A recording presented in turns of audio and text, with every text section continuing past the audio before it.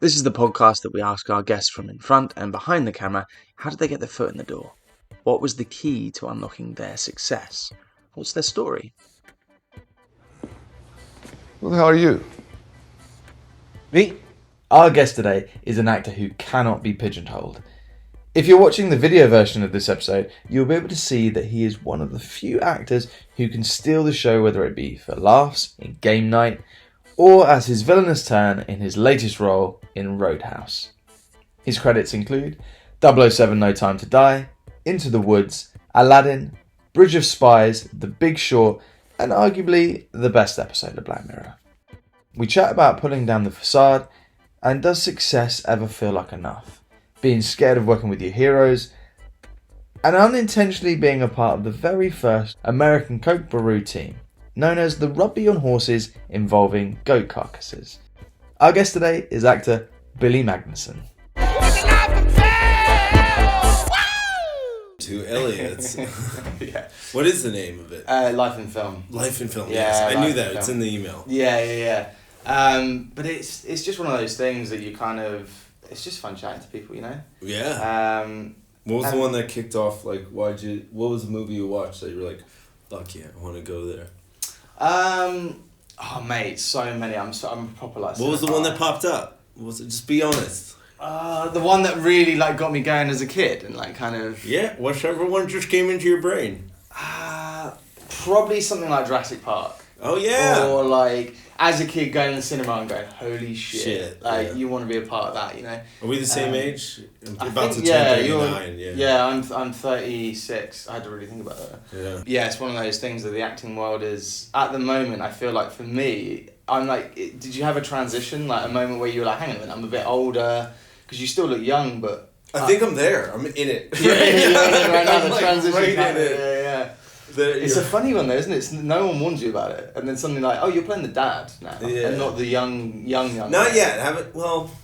That's the part you need next to play the dad. No, I guess not a father yet, but I have a project with my company, Happy Bad Bungalow, that Yeah. we're putting together where I'll play it. I was looking into this. You started that fairly recently, didn't you? Yeah. You got a couple of things like lined up. Yeah, that's cool, man. I love the fact that you've gone. I want to direct, I want to write, I want to start other things as well. Yeah, I think that like your entrepreneurial spirit that you seem to have as well.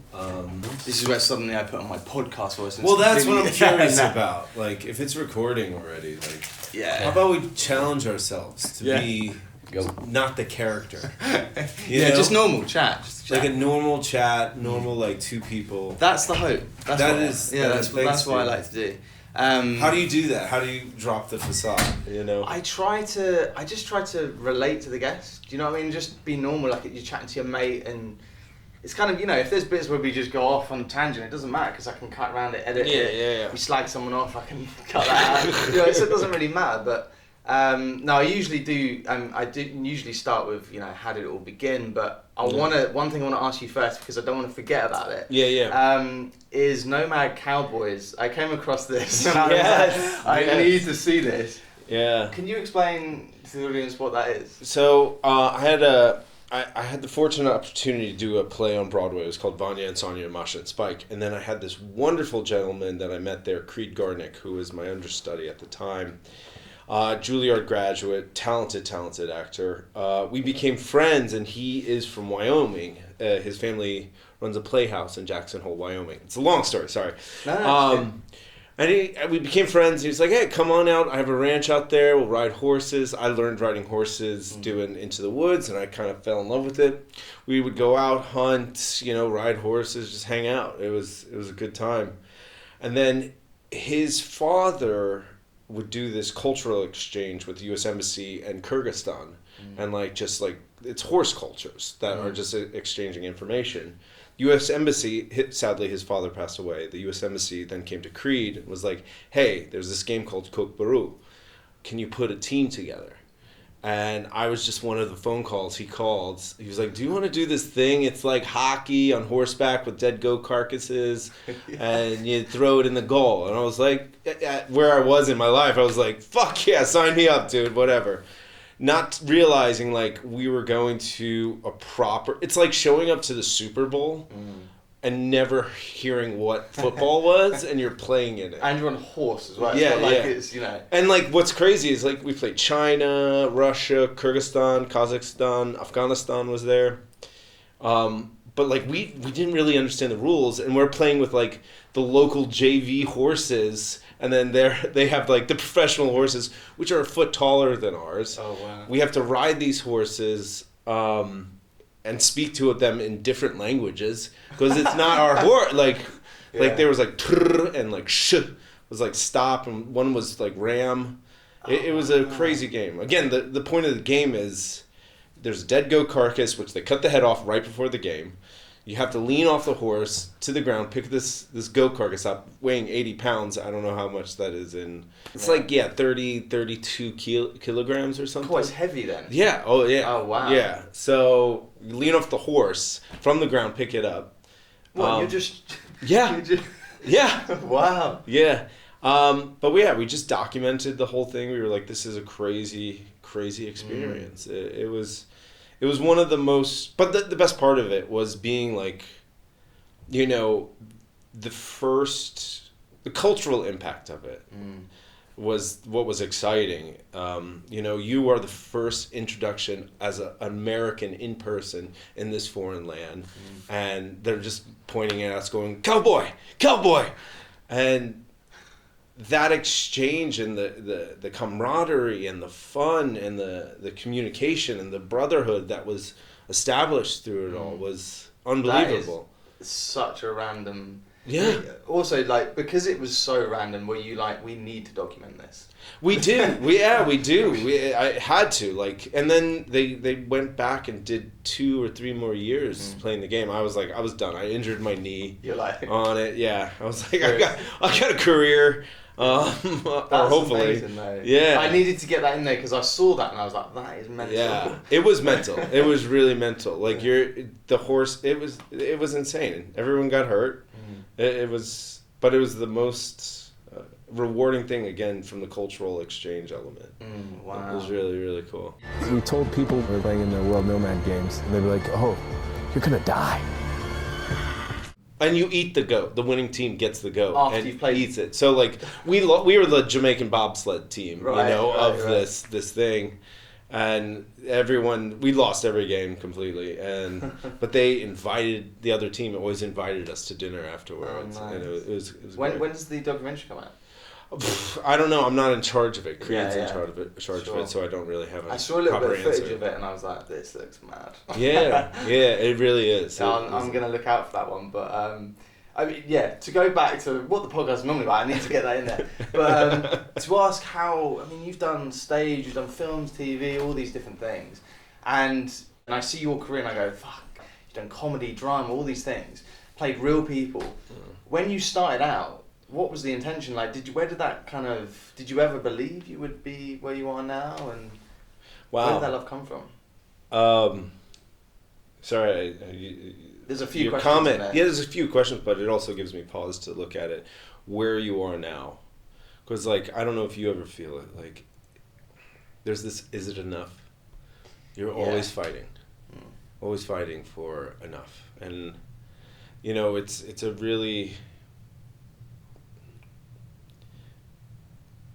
As I've gotten older, I'm trying to take down the facade we were talking about. It's a very selfish industry, especially as an actor. You're always like consumed by yourself and like how can I make myself grow and whatever like that. But when I started, I guess selfishly, it was I just wanted to experience things. I was a jock. In high school, and I ripped a hamstring and I couldn't take a gym class, so they put me in a theater class, and I had so much fun just doing it. Then I had a teacher that I thought I was going to go like a local university close to where I grew up in Georgia, and I had this teacher, mentor, that was like, she said, go to audition for the school, not realizing it was like a massive conservatory in the States, like a highly acclaimed one. Got in, and then it kind of just snowballed, like this career, like it just fortunate. I remember when I went first time to New York City after college. It was like the showcases where you try to get agents and shit like that. And the first day I did my stuff, and no one called. Not a casting director, not anything. And then the second day we did, and one guy was like, "Hey, I like your shit," you know. His name was Charles Bodner. And that belief and faith and support that I received from him has made all the difference in my career. He really started that just to get out there. But sorry to answer go back to the question you actually asked. I realized there was an opportunity with acting to learn things, because you're always putting yourself in new circumstances or situations, or looking at the world in a different perspective than your own. As you dive into a character, you know, like, you just start researching and learning and discovering new things about the world out there that I never knew before, and also, you know, myself. So it's been kind of a journey of just discovering your own self-limits. Yeah. Mate, that's talking about the facade and everything else, like, fair play, and thanks for being honest, because that is a thing with actors and in this industry.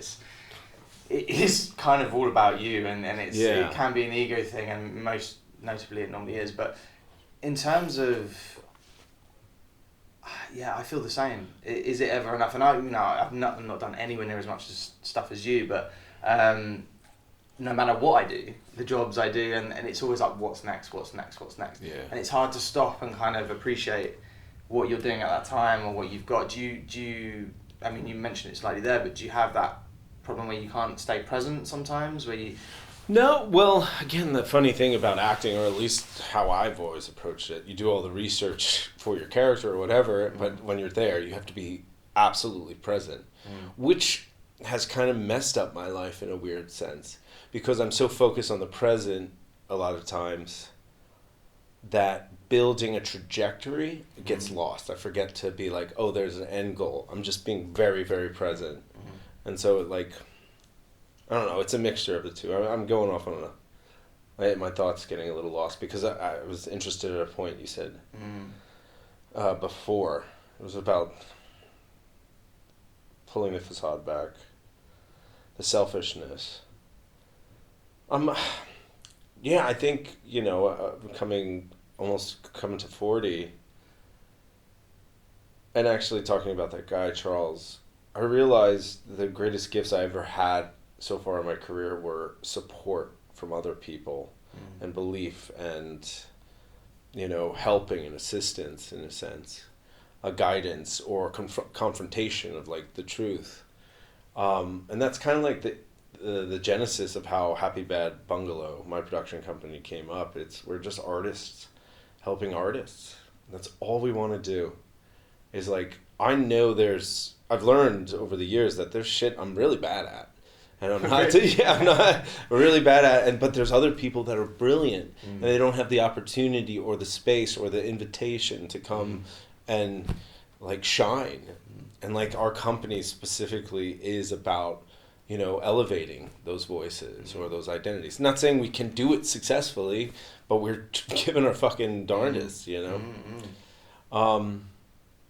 Yeah, it's so weird, man, this industry. You break yourself down over and over again to, you know, Phoenix rise out of the ashes in a weird way. That is so meta shit. I know what you mean, man, because every part changes you a little bit. You take a little piece from everything you do. Or does it take it from you? Yeah. There is a depletion I have felt over the years, and I've had, you know, the fortunate opportunity to have a steady career. But yeah, every project takes just a little out of you.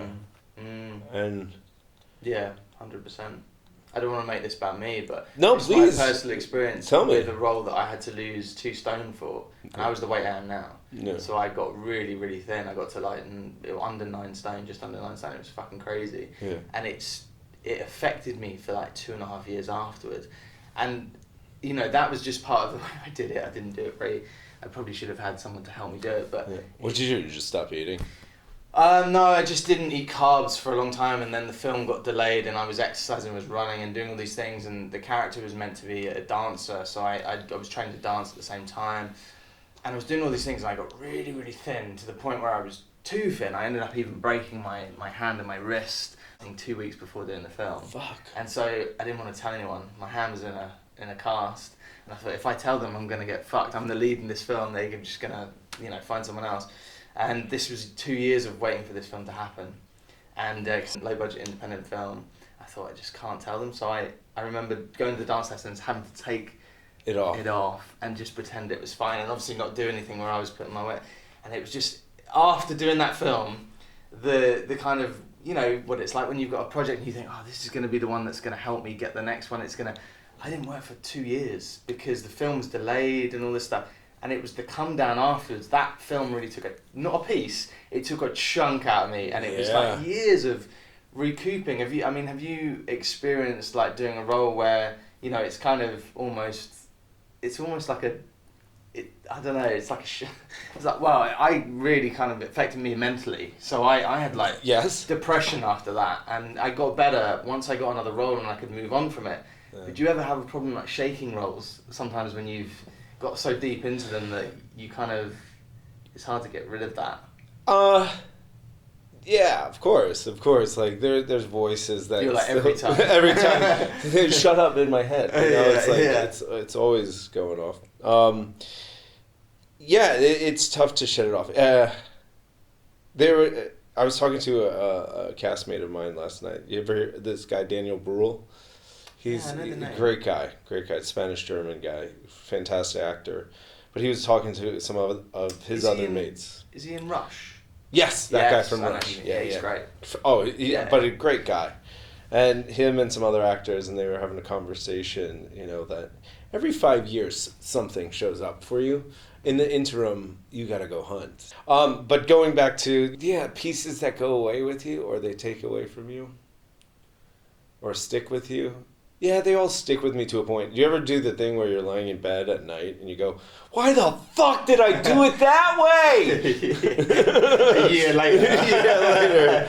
All the time. Even from auditions, or sometimes I'm like muttering my lines that I've just done. I know I'm not going back in unless I get a call back. And you're muttering, you're like, shut the fuck up. What are you doing? But you're torturing yourself. You're torturing yourself. That's the problem. Like you are, especially people that like really put the effort in. You are changing yourself on levels that are deep, and like I don't think people understand that.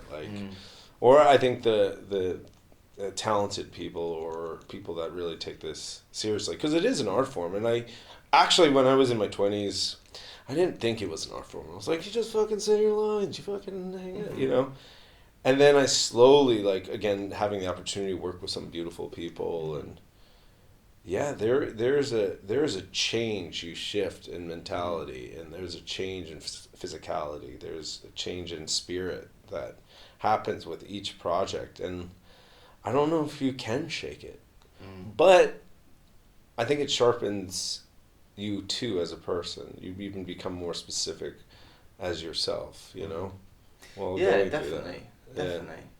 I think it's I think as well, over the years, the more different parts you do, obviously just life experience as well. Yeah. It all adds to the next thing you do, and it's kind of a build-up, isn't it? Yeah.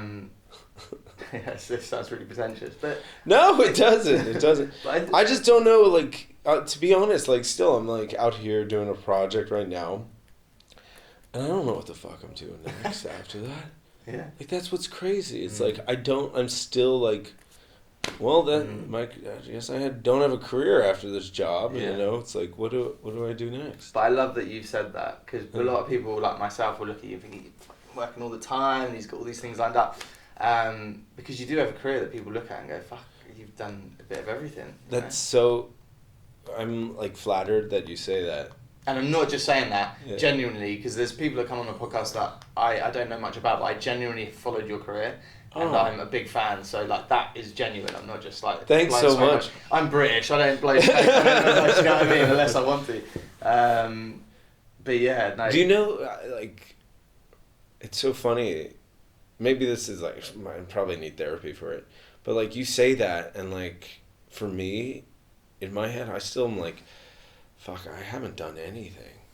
I haven't figured it out yet. Yeah. I still feel that kid in New York at 21 going to like an audition, being like, God, I hope I make it. Like it's still in my head that way. It's weird. I don't know if that's like, come on, you have to have that. You've worked nonstop as well, and you go, what the? It's one of those things that I think everyone thinks you're working when most people are working, 20% of the time. Yeah. But do you still get nervous when you go, obviously you said there are auditions and stuff, when you get on set and you've prepped and you know what you're doing, but do you still get those nerves when you get on set and you're like, oh, shit, yeah, I'm doing a new character that... Who was I talking to? Burns. Burns, now I can't think of his first name, Burns. He played my father in Maniac. Burns. Oh, he's Irish, right? I know who you mean. I've got his face in my head. I'll do a little image of you need the Google for the second brain. But anyway, he calls it like the first day of school, and he was just like, even him still, he's like, I'm nervous, I don't know what I'm doing. Like, it freaks you out. Yeah, 100%. I just did a Project Lilo and Stitch live action, and I play an alien inside my body, basically. Take a piece of that one. That'll fuck you up. Yeah, and then, but like I'm coming to the first day of shooting with crazy ideas, character, the voice, the whole thing, and you're like, well, I get that insecurity was like the first time doing it in front of people. You're like, I'm gonna commit and see what happens. They kept it, but they kept it. No one was like, you're gonna do it that way. So that's the actual. So when do we shoot? That's how you're gonna do it? Yeah. Well, I guess I always think, you think of like Heath Ledger in The Joker. Yeah. When he's playing the Joker, and you just think, the first day of him doing that, he's obviously incredible, but he must have been like, this is a big swing. Do you know what I mean? Like, everyone thinks that, and then it becomes iconic. So it's but then there must be the ones that miss. Yeah, you just don't see them. Think about all the projects you like or hate. Like, I want to just see something exciting, because it is an art form. Again, going back to that, like realizing it is something of an art form, and to like transcend yourself in a way, it's really cool. Or it's actually could be both verticals. You can transcend yourself, but also go deeper into yourself and uncover some other part of yourself that you were unaware that was there, and put that vulnerability out there. It's therapy. It's therapy. It is crazy. When you think of the actual definition of an actor as well, it is absolutely mental. Yeah. It is a crazy job. And do you? I mean, I love you like in like the comedies that you've done. Game Night, just fucking. It's probably. I was listening to the Smartless podcast the other day. Yeah. And obviously Jason Bateman, who's in the film with you, he and the other guys were talking about that film, and they were talking about your performance and saying how great it was. And oh wow! And one of them, really? Yeah. It was in the episode with Sam Rockwell, which came out a couple of weeks ago, I think, or maybe a couple of weeks ago. Wow. And I was listening to this yesterday, just before obviously that's cool. I was going to come meet you, so I was like, oh, that's cool. But they were chatting about it, and one of them, I can't remember who said it. It wouldn't have been Jason Bateman, but he was like, that film is one of the last great comedies of that type. Yeah. And I agree. Like, I was saying it to my girlfriend. We watched it a couple of weeks ago randomly. Yeah. I was like, there hasn't been a film, like a full-on comedy like that has just blown the doors off. Like, I fucking love that film. I think it's so good. It was something, Jonathan Goldstein and John Daly, you give credit there. The directors and stuff. They're fantastic. And great. They're just so funny, those guys. Yeah, I think the problem with comedy nowadays is, in the social media era, like it's hot lava everywhere. You have to be so careful socially or anything, or you can't comment on anything, and like, I don't know, I feel society, what's funny, like one-on-one, humor still exists. around the world, but like in a public forum, it's dead. Like we can't laugh anymore. You know, and I'm not saying like to belittle or anyone or do anything like that, but also you can take the piss out of someone. Like it's okay, and I don't know why we can't do it anymore. But I think that's one of the reasons. That comedy wasn't. It wasn't mean. I think I don't know. Yeah. Kind of had a little bit of everyone, but it was character driven. It was grounded in story. It was a fun adventure. It was just very well written as well. Just clever. And how much of that was improvised? Was a lot of that in the script, or did you kind of were able to play with it? You know, a lot of it was in the script, but then at the same time, working with, again, like as an actor or producer or director, like you only hope, or I only hope to work with people that are collaborative. Again, a script is an invitation, in my opinion, it's an invitation to collaborate. And once it becomes very stuck and people don't want to move things, and they like, not everyone's right. You know, a collaboration is the key, and I hope to keep working with people that are open to improvising or talking about a scene, developing it deeper. Like the best idea should always win on a project. 100%. Yeah. Yeah, there was a lot of improv, a lot of fun, but yeah, it was a lot on the page. You know, Sharon Horgan's awesome. I love that woman so much. So funny. I saw an interview with you guys, and where you just couldn't stop laughing. Yeah, I remember when we were doing those interviews, like we were playing a game that we had to get a weird word into the interview. So I would pick a word for her, she would pick a word for me. And I don't remember what the word was she said or I told her to say, and I don't think we could keep it together because it was just like the hardest word to get into an interview. I'll have to rewatch it now with that in mind and figure out what the word was. Yeah. But I'm a big fan of that film. But you mentioned they're obviously collaborating, and because you've got your own production company, and your film The Ridge, which you've written and directed, I believe. Yeah, written. I will direct with Mandela. You will say it's coming. It's something you've done. Yeah. The first two films we've done actually. So Fife and Pictures, 360 Entertainment. Austin and Joey, the directors. Coup is the name of the film. COUP apostrophe. It's Peter Sarsgaard. I can't even say his name. Peter Sarsgaard and I, Sarah Godin. You know, it's like a satirical kind of thriller period piece that is our first film with the production company. We premiered in Venice last year, which was really, really great, and then it comes out in June in the States, which I'm like so proud of this thing.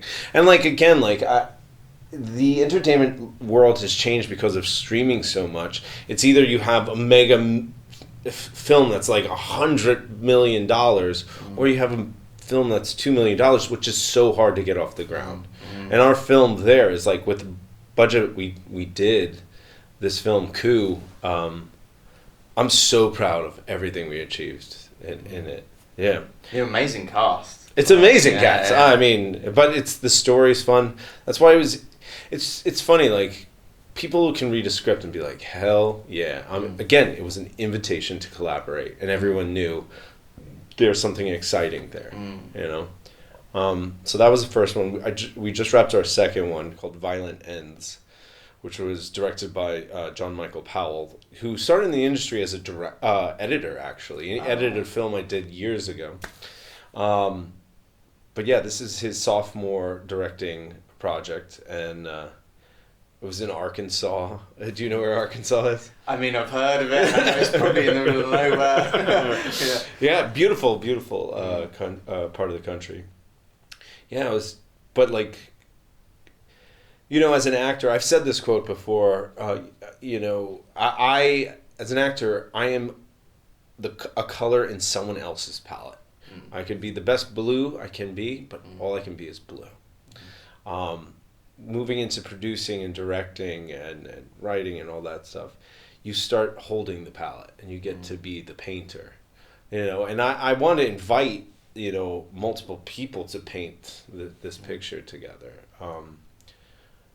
That's been the change. It was just like I was craving a little more. I guess taking down the veil, control's the wrong word, but like artistic liberty, artistic freedom, artistic collaboration. I was craving that more. But sometimes in these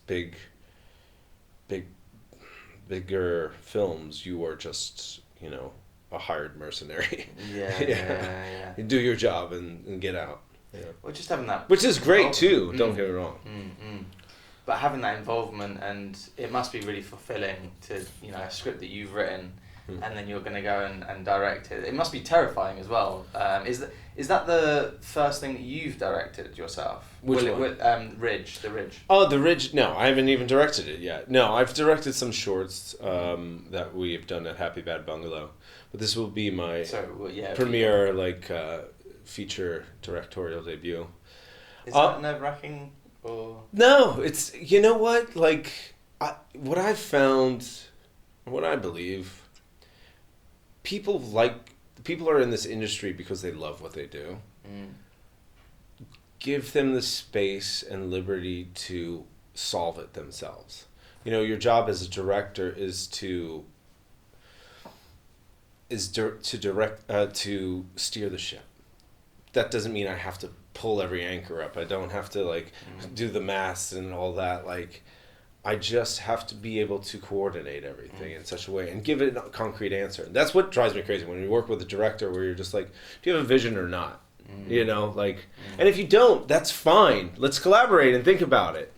So that challenge doesn't bother me because again, I'm going to be working with people that I want to work with, putting a film together. Be like, hey, do you want to be a part of this? If I like them, let's collaborate and make something fun.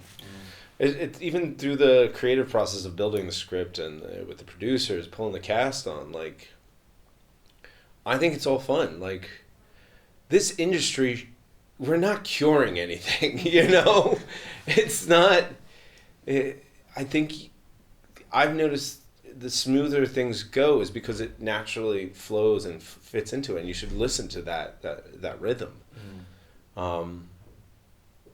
It doesn't need to be as complicated or hurt. It should be fun. It should be fun. And once it's not and I've always found that interesting when you work with creatives or directors where you do 30 takes of this one shot and you're it's not working.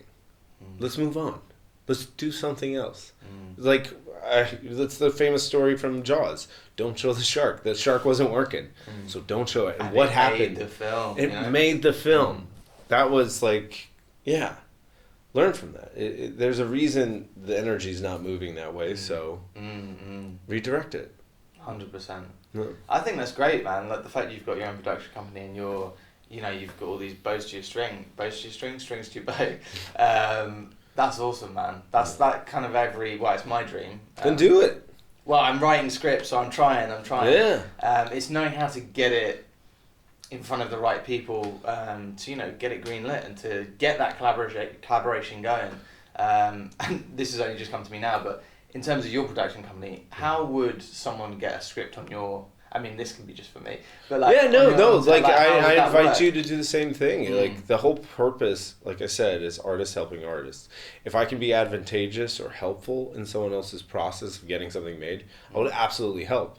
There's also times where I go, I can't do anything with that. I really just can't. It's not. But I would like to be a portal or a bridge for artists.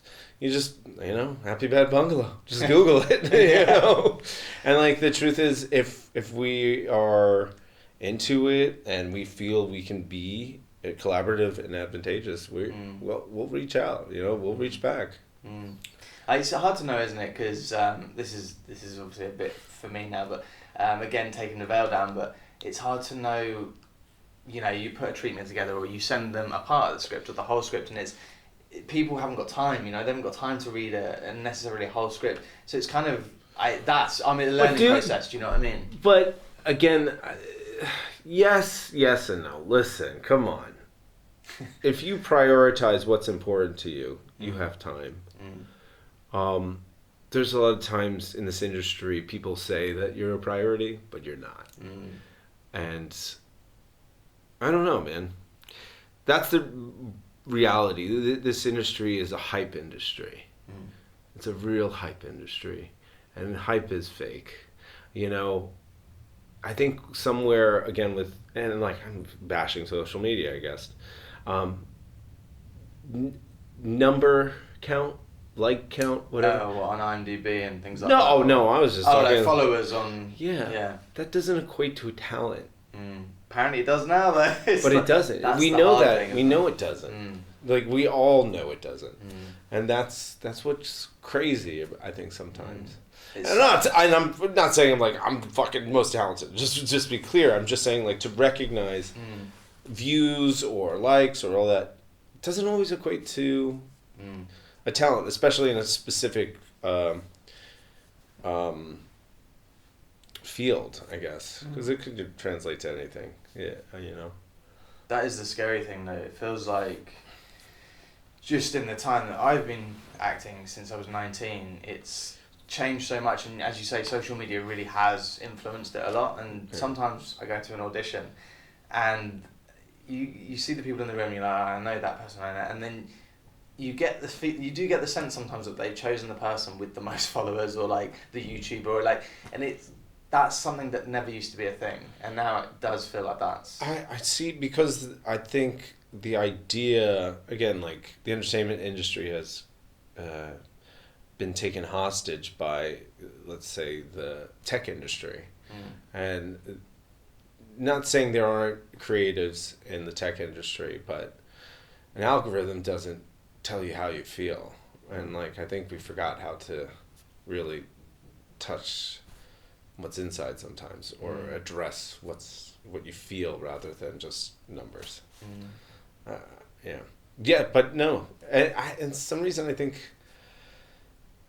people believe if you have a lot of followers that you'll have a huge outreach, but I just don't think it works. You can't equate it. There's definitely, we've seen films that we know, big films that people are hired because they're followers, and it doesn't translate. Check out the Patreon at patreon.com/lifeinfilm, where you'll get episodes early and uncut, amongst other treats. And don't forget to follow us on Spotify and Apple Podcasts. If you enjoy this episode, please leave us a positive rating. Add us on Instagram, Twitter, TikTok at Life in Film Pod, and find our video episodes on YouTube by searching Elliot James Langridge Life in Film. Essentially, please like and subscribe everything. It makes a huge difference. Thank you. This podcast is sponsored by BetterHelp. Do you work in the film industry? Are you freelance? Or perhaps you have a 9-to-5? No matter what you do, mental health affects us all. I struggled early on in my career with the uncertainty of if and when I would ever work again, struggling to pay my bills, or simply with anxiety. Don't know about you, but being an actor, it's very important for me to maintain structure in the downtimes, and I found not only exercise, but talking to someone, for me, was a game changer. And so Life in Film has partnered with BetterHelp to provide you with access to the largest online therapy service in the world. And it can all be done from the comfort of your own home, from a phone, tablet or laptop. No commute, cutting down travel costs, and most importantly, it's affordable. With over 1,000 therapists in the UK, BetterHelp can provide access to mental health professionals with a wide variety of expertise in mental health. If you need someone to talk to and you're thinking of giving therapy a go, BetterHelp is a great option. And being a listener of the podcast, you get 10% off. That's 10% off your first month at betterhelp.com/lifeinfilm. That's betterhelp.com/lifeinfilm. And back to the show. And I want to geek out a little bit. Let's geek. Because I'm a massive fan of the original Roadhouse. Yeah. Huge fan. So when I heard they were doing this, I was a bit nervous. I was like, please don't fuck this up. Please don't fuck this up. It's fucking awesome. Is it? Oh, mate, I'm so excited. It's the most non-Hollywood movie I've ever seen. Amazing. It is just it's just fucking awesome. Once Knox is on the job, it's over, baby. It takes a lot to get me angry, but when I am, I just can't let go.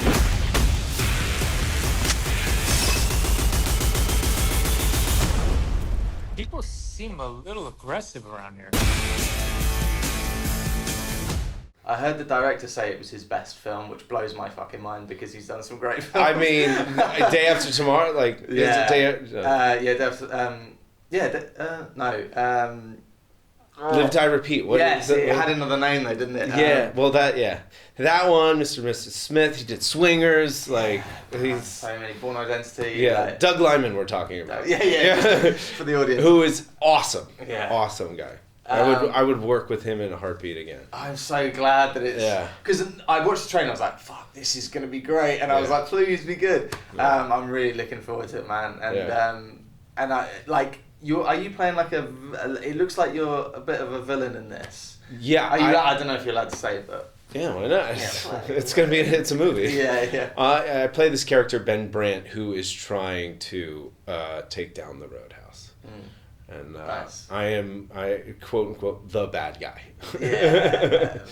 The bad guy. I love that though. I love that you can go from, playing comedic roles to complete villains. Like, is there a thing that you like to do? Like what? Because when I first saw you in Game Night, I was like, this guy's a comedian. He's fucking hilarious. Yeah. But then I saw you in like something else, and I was like, hang on, I'm confused. This guy can do drama. And like obviously the Sopranos movie, and like just all these different performances now that I've seen, I'm like, oh fuck, you can't pigeonhole this guy. This guy can do anything. That has been a specific choice I made. Yeah, I love that though. So that you have done on purpose, and you've chosen. Yeah, I could have gone the other route where you just kind of like play the same card over and over again. Again, my invitation into, let's say, the real movie. Game Night was probably like the top tier. Yes, I was into the Woods, and I did theater and stuff like that. Which is fucking hilarious, by the way. Yeah, thanks. That so scene much. with you and Chris Pine is one of the best. When you're singing at each other and you're getting more annoyed. And you're like, yeah. Everyone's like, when they find out I was into the Woods, they're like, "Who are you?" I was like, "Not Chris Pine." The other prince. Literally, that was my character's name. The other prince. Yeah, I saw that on IMDb. No, but when Game Night came up, it was the first opportunity where I got like above a certain number on the call sheet. And I remember my manager's husband tell me, like, Bill, just go throw your fucking fastball and show everyone you can do. And that was some of the greatest advice I ever got. Just go fucking throw your fastball. Yeah, man. But then that led into an opportunity where, like, right after that, I got asked to do these other comedies or stuff like that, and I was like, no, because brave though. It is. Fair play. Yeah, I knew I didn't want to just be that guy, and I feel like that doesn't sustain a career. So I wanted to be very specific about changing the power of no, right? Yeah, that is something that hopefully works. Hopefully it works. seems to work for you. So yeah, it is crazy. But I wanted to make a point. I think I've said this before too, but comedy guy, villain, straight guy, like every character always is the hero in their own story. So you're never the villain is the hero in his head. You always have to play it that way. And I think that's it. I try to bring that to everything I do. Is like everyone thinks they're doing the right thing, even when it's wrong. They think they're doing the right thing, which I think grounds things. 100%. Yeah, you're not the. I mean, I was going to the example, obviously, like some films, like old school James Bond villains and stuff. You're like, love it, but like not. I'm petting an rooted. air cat right now. Yeah. And I feel like you did that intentionally in Aladdin, though. But that's fucking genius. Like, as in the character is like almost he's a stereotypical sort of not a villain, but he's like stereotypical prince. Like, and I just thought that was a beautiful performance. Thanks, man. And you're like, I was thinking you were in that film way more than you were. 30 seconds. And I rewatched it and I was like, oh, that's the main thing I remember. Do you know what I mean? Like, that's the absolute epitome of stealing a scene. Like, yeah, man, it looks like you're having so much fun, like with these roles. But mate, I appreciate your honesty though, because people are gonna listen to this and they're gonna be like, fair fucking play. Like, you've done all these great things, but you're also still looking for the next thing and being honest that, there isn't something around the corner and it's still grinding and you've got to work hard for it. Yeah, I know, but like, the thing I'm trying to confront is the peace with that. Just being like, It's funny. It's. I look back on projects 10 years ago, and now I appreciate them so much more than when I was doing them. Yeah, it's really wild to look back and go. That's good though. At least you appreciate them. It's not like it's got worse with age. No. It's also like when around like 30.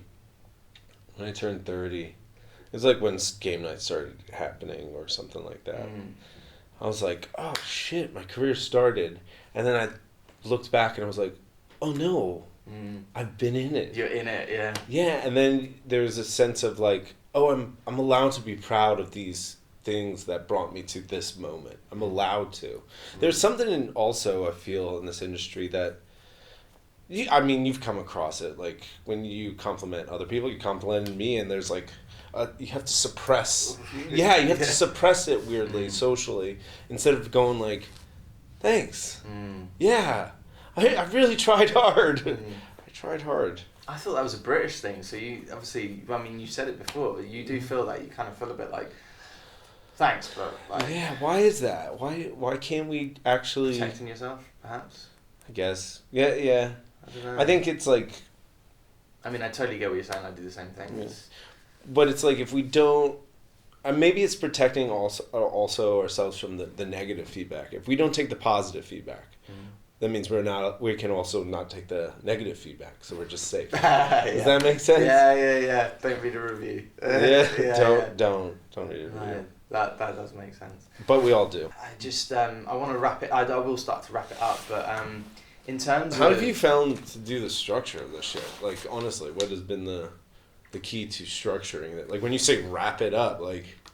Well, no, when I start to wrap it up, it's like there's a few questions that I always, like safe questions that, not safe questions, but like I have like, what's your most embarrassing moment? Do you have a funny story that you can tell? Something like that. And I kind of know then that we're kind of winding it down, but really it's still just a chat. The whole thing is just, and if I am a fan of the person, which I am with you, then it comes naturally because I know the work you've done. I don't have to have done much homework on it, and I want it to be as natural as possible, and I think I feel like we have been honest with each other and just chatted pretty plainly, really. But sometimes it can be more forced. So I kind of just take it as it comes, really. Yeah. I guess I'm not comparing myself to Joe Rogan, but like he just has conversations. Do you know what I mean? And I feel less of an interview and more of a just like, let's just chat. Like what happened, what was bad, what was good, and that was hard. Kind of. I know there's people that I am not good at this. Like have these stories that are in their back pocket and they're, like it seems like there's a lot of there, and I commend people that do that, but have curated stories that they know the punchlines, they know the things. I don't operate that way. Yeah, it's funny. I suppose with actors as well, there is that element of performance, when you're being interviewed or if you're on stage or if you're whatever. Oh, man. I remember I auditioned for one of the late night shows. I had an audition to be a guest on the show. And I didn't get the audition. Wow. Yeah, because I guess I couldn't hold a story or like entertain for a segment or some shit like that. That's mad. Yeah. It's such a weird concept, but... Yeah. I feel like acting it's such a hard industry, and I've struggled with in between work. I kind of go a little bit mad, and that's why I started this podcast. It was something I said before. It's like keeps me sane in between. Is that something that... Is there anything with it that like because you're an actor that this is the time you don't act, like you get to be yourself? Yeah, I suppose. Yeah, and you're not. Well, it depends who the guest is, but you're not hiding. Yeah. I the more honest and sort of the more you get from it, I think. Yeah. Like I buzz off chatting to people that are, whether they be behind the camera or in front of it. I just love film, so I get a buzz going just chatting to people about it, and I just really enjoy it. Whether or not the guest does, it's all about me at the end of the day. There it is. So enjoy it. Who's been your favorite guest on your show? Fuck, I've done... Who was it? What popped in your head? Come on, just say. I genuinely no one. Like, I hate them all. I hate all of those bastards. There's been a couple of ones where I thought they were going to be really good because I'm big fans of them, and then it's been a bit short and sharp, and ones like that, they pop into my head a bit more. But then like surprises, like I had an actress called Sophie Wilde, who's did you see the film Talk to Me, the horror film? No. It's an Australian horror film, fairly low budget, but it's done really, really well, and she's phenomenal in it, man. She's Really? fucking great. And I wrote off to her representation. I was just like, I've just seen this film and I need to speak to this person. Yeah. And she's just been nominated for the BAFTA Rising Star Awards, I thought. But yeah, she came on and she was just like you, just really down to earth, just chatting and honest. Like, you know, it's fucking hard. Sometimes things go wrong. You make a big swing and it doesn't work out. And Yeah. she was great. She That's was cool. really great. But yeah, it's usually the ones you're more familiar with that I get more nervous and I'm like, Yeah, And, I still do too. When you're like working across someone, you're like, I've known your career for 40, or not 40 years, but like 30 years. Yeah. Yeah, you're like, shit. Do you ever like Yes. when you're doing? I mean, you've worked with Meryl Streep, all these fucking monsters. Yeah, you like get fucking shit scared. yourself. Especially when I was young, working with her, like. Yeah, again, at the end of the day, everyone's just people, and you know they poop too. So it's like yeah, you got to remember that. you gotta remember. Don't think about it too much when you're doing a scene, but because I had a scene with Michael Caine, the British Don of of English acting, and I realised when we were doing the rehearsal, I just froze because I was looking at him going, "Oh, I'm not watching you. I'm not watching TV. I'm here. I'm doing this. I'm actually shit." And that was the only moment I had, but it was like suddenly I was like, "Fuck! I need to like." That's so funny. Yeah, it's kind of surreal, isn't it? If you're so much. I think. what? What were you gonna say? And now you're gonna. No, I auditioning for someone like that. I remember auditioning for a very big time director. Like this was so pandemic happened. I had an audition for something in 2 years, and it was like the first in-person audition in 2 years. And I'm in front of, if I say the biggest director that I haven't worked with yet, Not Spielberg then. Yeah, the biggest director. Okay. And Scorsese? no, not that one. No, that one. Hang on, wait, you did Boardwalk Empire though, so. He wasn't. He didn't direct any of that. But I'm in person doing this, and me and this other well-known actor now. Actually, it was a room of like all these people I know, these actors and shit like that. I'm so nervous auditioning. Whatever. Me and this other actor too are there. The movie has come out, and we realized, me and this other guy who's very well known now as well, we were the only two not cast in the movie from that audition room in that space. Yeah. I wish I could give detail. I don't know if I'm allowed to. I'm going to try and find this out. Yeah. I don't know how, but... Yeah. Oh, wow. Yeah. But that's just, that's... You were in the fucking room in the first place, Yeah. which is like hats off. But the nerves just still being in front of them, being like, I haven't auditioned in 2 years because of the pandemic, and now I'm like, oh, God damn it. What? Yeah. I've got a little story about, not anything as high level as that, but something where I went into an audition for a commercial 2 years or so with the pandemic, having not worked, having not auditioned, having not worked as well, I think, at the time. And I essentially went to the toilet before I was going into the audition room. And the toilet stall didn't... I've told this before, so I'm going to have to cut this out. But I went into the toilet stall. It didn't have a lock on it, so the door was kind of swinging open. And I just thought, it's fine, I was peeing. Someone came in, and then I kind of thought, and I tried to close the door. Didn't realise I had literally pissed all down. I had light jeans on. No! All down to my knee, like this, genuinely. I've got the picture somewhere. I'll have to like send it to the manager and go, just show him this, he'll understand. But yeah, it was all the way down to my knee, and I just looked at it and I just went,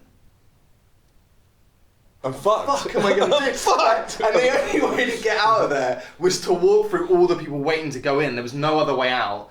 I was in the basement toilet. I was like, there's not even a fucking window I can climb out. Like, there's nothing I can do. I was like, I am fucked. And there's not like a blow dryer thing. There was no blow dryer, but there was in the women's toilet because I could fucking hear it. And I'm in the men's toilet going, do I go into the women's and try and like, it's just a fucking nightmare. I'm like putting like wads of tissue trying to dry it up. Wait, you get old too. It starts dribbling a lot more. Oh man, it was a fucking. In the end, I just went fuck it, and I just got the sink going, and I wetted the whole trouser.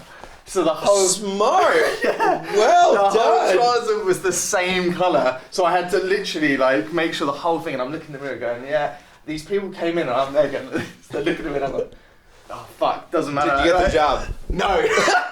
I went into the room, and it was kind of drying unequally, so the patch was kind of somehow still there. Yeah. And there's a big light, like down there. And she's like, "Can you do your hands and stuff?" And I'm like this because I'm trying to pull my shirt over it. I'm going like this. She's like, "Up to your face." And I'm like, it was just fucking nightmare, man. And that was the first time after 2 years of being in the room. And I was like, "Went well then."